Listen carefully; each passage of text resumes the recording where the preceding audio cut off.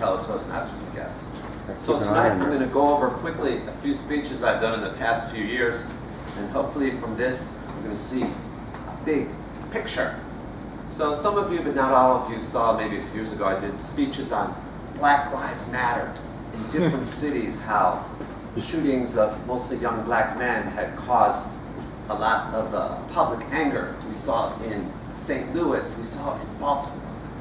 We saw how it came to our own city in Chicago and almost got the mayor kicked out of office. I talked about the Fight for 15.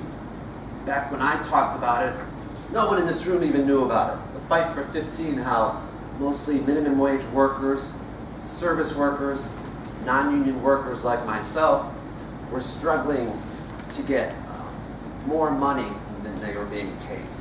The service minimum wage prevalent in the country maybe of $8 or $10. I showed you in my speech how it wasn't even enough to pay basic living costs. And what we see now is that cities and states all over the country have started to adopt this very same Fight for 15 of $15 an hour. And finally, over the past few years, as Tim had mentioned, I told all of you why you should buy gold, why you should buy silver. I did speeches on the Federal Reserve maybe a year ago on how it would be maybe impossible for them to raise rates because the Federal Reserve and other Federal Reserves in other countries had created more debt, with the economy not being able to handle the debt because the economy wasn't growing enough to service this debt. So, does anyone know what all these things to a certain extent have in common? Anybody here? These three different, very different topics. Is there anything they might have in common? Ken? Yes, yes. They're all outwardly focused, having political implications.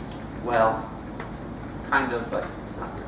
But I'm going to show you how it all comes together. Recently, last week, we saw the Brexit vote, how the UK wanted to leave the Eurozone.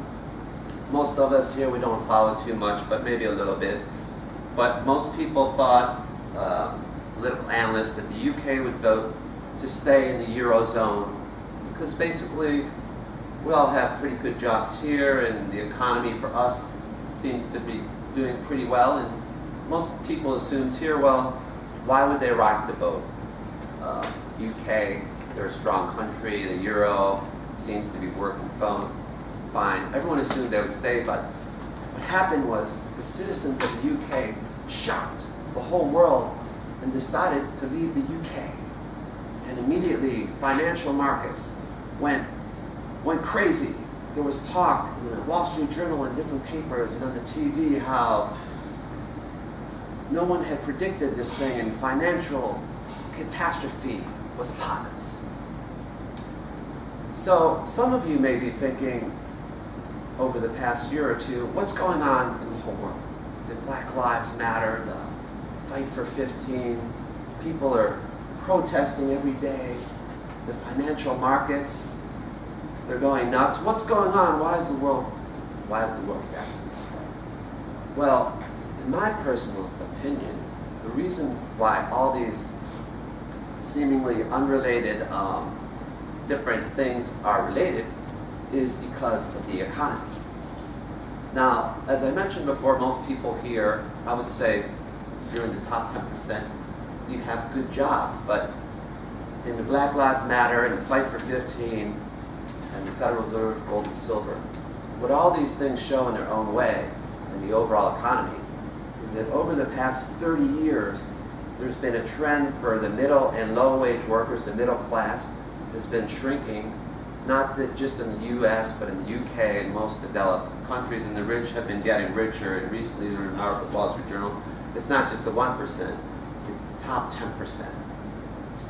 And in its own way, this has affected the black community, less resources going into the black community, service workers with inflation, their wages don't keep up with inflation, and then the Federal Reserve with their money policies over the past few years, creating bubbles and hurting the working class because their money doesn't go as far.